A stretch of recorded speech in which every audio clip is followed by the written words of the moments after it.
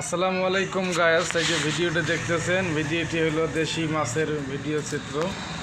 এই দেখেন আরো আজকে কিছু মাছ উঠাইছি দেখাবো পাতিলের মধ্যে খাওয়ার জন্য ভিডিওটি এবং বাজারে বাজারে দেখার বিক্রি চেষ্টা করতে নিয়ে করবেন। যাবো। মাছগুলো দেখেন, ঠিক আছে, ঠিক আছে। এই যে মাছগুলো সম্পূর্ণটা না দেখে ধাক্কা দিবেন না। এই যে পাতিলের মধ্যে যে মাছগুলো দেখতেছেন, এখানে অনেকগুলো মাছ বাজারে আছে। জীবিত রাখছি, এই মাছগুলো বাজারে নিয়ে যাবো, বিক্রি করা হবে।